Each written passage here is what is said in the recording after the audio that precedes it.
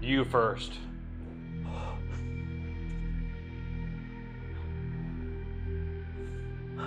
Do it or you both die.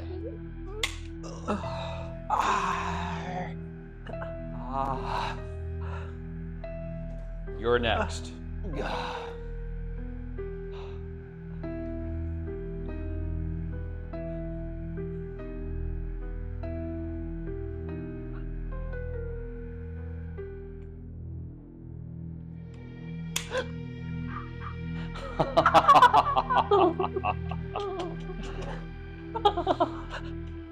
You're next again.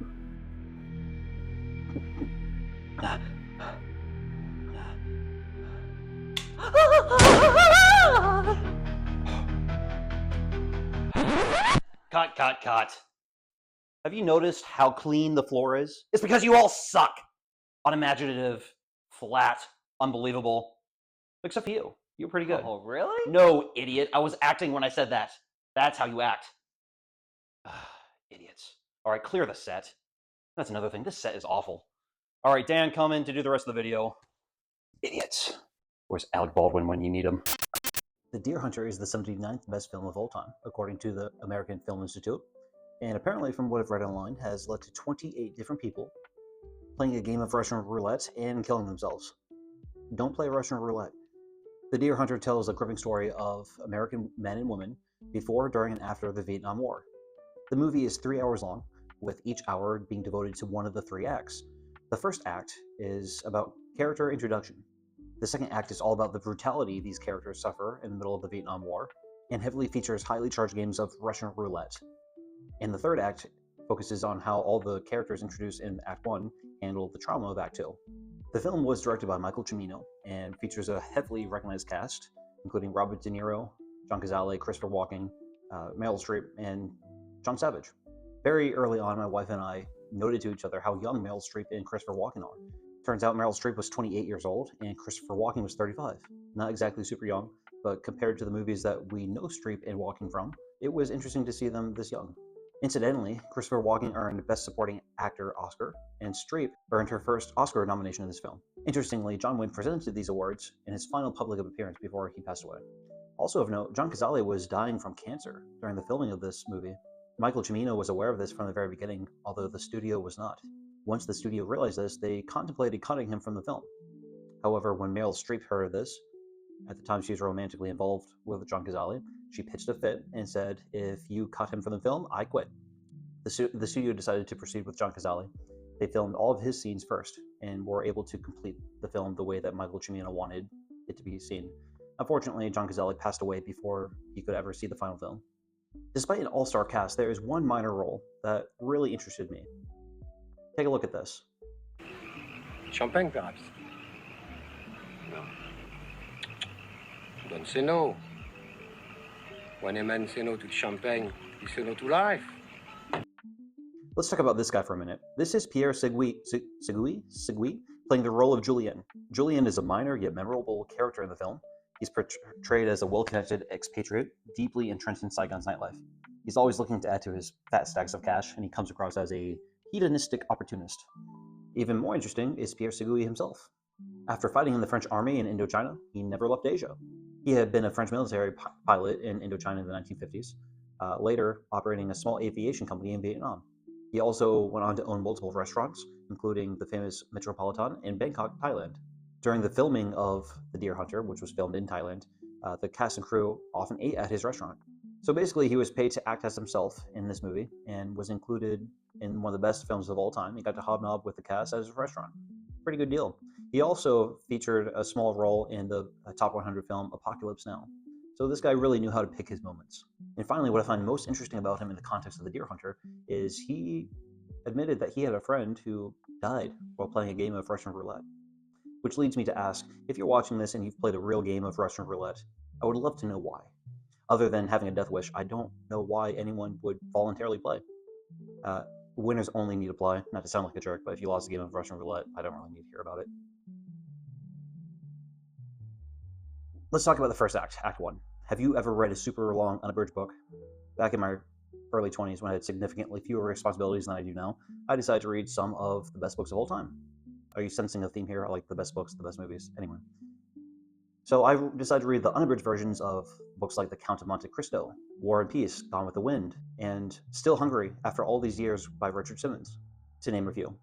Most of these books are over 1,000 pages long. The Count of Monte Cristo is about 1,500 pages, and the shortened abridged books are usually a fraction of the length of the original.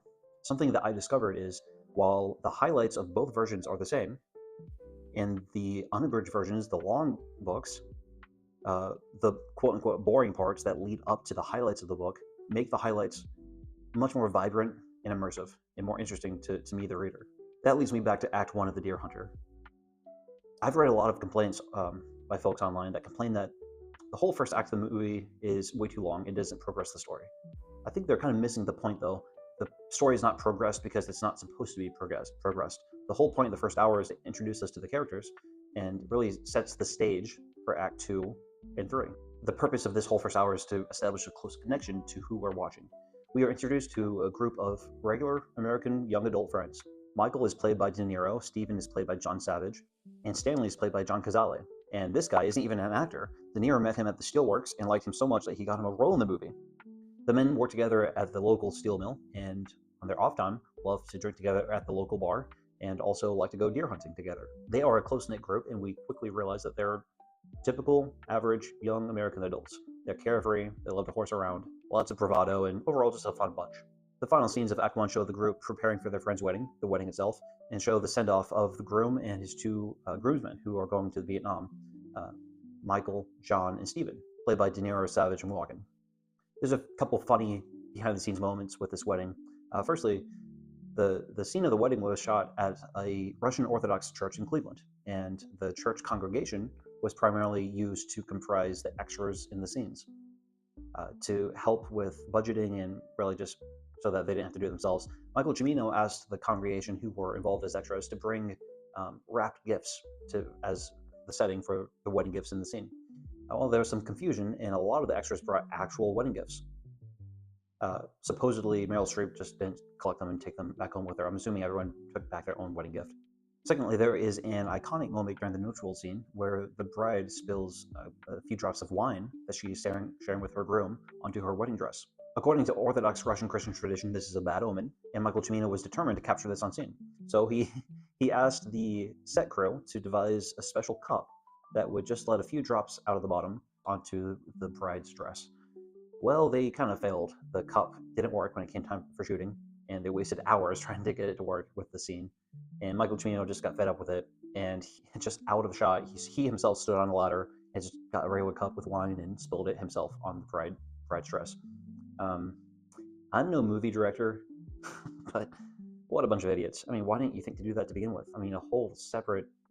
Why would you reinvent the cup? Anyway, Act 2, Vietnam. The length and fun times of Act 1 set a stark difference for the atrocities and brutality showcased in Act 2. The friends we grew close to have been captured by the Viet Cong and are kept in repugnant conditions on the River Kwai, beaten on a regular basis, and forced to play Russian roulette for their captors' amusement. The Viet Cong Russian roulette scenes were shot in real circumstances, with real rats and mosquitoes in the real River Kwai. There used to be a bridge in the area, but the British had built and destroyed it in a previous Top 100 movie. The Viet Cong slapped their captives repeatedly in this scene, and it's all real. The first actor who was cast as the Viet Cong leader couldn't bring himself to slap Robert De Niro. He was a little bit starstruck, apparently. So the casting director had to find a new actor who wouldn't mind slapping De Niro for real. She found a local Thai man who notably disliked Americans greatly. I couldn't find out why, but he disliked Americans. So he had no problem at all with slapping De Niro. And as you see in the scenes, they're real slapping, and De Niro is really angry. He was really getting tired of being slapped. So when this movie was released, these scenes were highly controversial as being racist towards the Vietnamese, and for the Russian roulette scenes not being based in reality. Michael Cimino planned on these scenes causing controversy, and simply stated that no one could be certain of whether Russian roulette was played or not. Robert De Niro was so anxious about the film's controversy that he didn't even attend the Oscar ceremony. Understandably so, as the Los Angeles chapter of Vietnam Veterans Against the War were at the Oscars to protest the film, and they pelted the arriving limousines with rocks and held placards that said, "No Oscars for racism," and "The Deer Hunter, a bloody lie."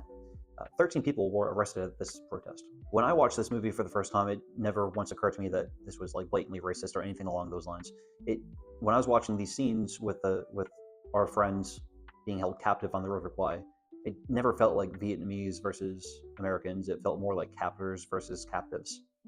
And there's plenty of other American captives alongside these friends that we've grown close to, but it's really not about the Americans as a whole. It's really about the three friends, Michael, John, and Stephen. So I never really got the sense that it was racist, but that was my interpretation. However, the film was released in 1978 when anti-war tensions were very high here at home. The scenes leading up to and encompassing the Russian Roulette game are some of the most intense scenes I've ever seen in a movie. My wife and I were completely engrossed we're on the edge of our seats, as trite a term as that is. Because of Act 1, we were very connected to these characters, and remembering the premonition of the spilled wine, we didn't know what was going to happen or what to expect or who would be in severe danger or not. Add to that the real conditions of the set, well, it wasn't a set, add to that the real conditions of the surroundings and the acting, and it really made the scene. The actors even went so far as to use a real gun with live ammunition. They did check it compulsively, but there was that little bit of fear knowing that it held a live bullet. While watching this Russian roulette scene, my wife and I were holding our breath without realizing it because it was so intense. And once that scene ended and there was a transition, we both exhaled and looked at each other and just exclaimed over how intense it was. This scene was the most intense scene I've seen in a movie, as I said, until we get to Act 3, and then there's another Russian roulette scene that's even more intense. However, in reviewing these top 100 films, I try my best to do it without spoilers, despite them being decades old, so I can't really say too much about the third act, Russian roulette scene. You'll have to watch it for yourself. Act 3, Homecoming. When Michael returns home from Vietnam, his joyous reunion with friends and family quickly turns sober. Stephen is physically and mentally broken, and Nick is refusing to return home from Vietnam, causing Michael to return for him. The group of friends in Act 1 who were all the same in their manner of camaraderie and upbeat friendship are now divided. Michael and Stephen are struggling to cope with their experience in Vietnam, and their friends and family don't know how to help them readjust back to civilian life. There is a particular scene when De Niro's character, Michael, goes to visit John Savage's character, Stephen, in the Veterans Hospital. That is very emotional. It's the first time the two see each other since Vietnam, and Stephen is broken mentally and physically. He's incapable of being a husband to his wife, and incapable of being a father to his two children. It's a deeply sad scene, highlighting the sacrifices that those who served in Vietnam have made. Robert De Niro, in a 2003 interview with American Film Institute, has stated that this was the most emotional scene he has ever shot. To be honest, I did not quite care for the final scene. It depicts all the friends around the breakfast table singing God Bless America. At the time when I was watching it, it didn't quite jive with the rest of the film, and also it felt a little bit like propaganda. However, Cimino has made clear that the ending is not about patriotism, but about communion. It's not about a Last Supper, it's about a first breakfast. The Deer Hunter is not about Vietnam, but about people. So is the 79th best film of all time worth a watch? I say it is, but it's not for everyone. The acting is phenomenal, the story and plot is just riveting, and the Russian roulette scenes are incredibly intense. Those are reasons why I think that this film should be watched. However, the last reason may be why you won't want to watch it. Mom, you don't want to watch this movie because of the Russian roulette scene, so don't bother. Also, I understand that 3 hours is too long for many people to watch a single movie. However, as I stated before with my example of reading long books, this is one of those rare movies, in my opinion, that requires the full 3 hours. You need 3 hours to make this film as good as it is. You need those quote-unquote boring moments to really set up the highlights of the film to make it even more enjoyable. So I recommend that you give it a try. Try watching the whole film in one sitting. The last Top 100 film that my wife and I watched was a Disney film that had red demon nipples. The next Top 100 film that we watch is a true story about an American femme fatale and her partner in crime. Thank you for watching. If you enjoyed the video, please consider liking and leaving a comment. Here are the Simpsons. Well, guys, I won't be seeing you for a while. Where are you going? I've joined the Naval Reserve. I'm joining too. I'm joining too. What the hey? I'm in too. Gee, thanks, guys. This is just like the Deer Hunter. The Deer Hunter? That reminds me.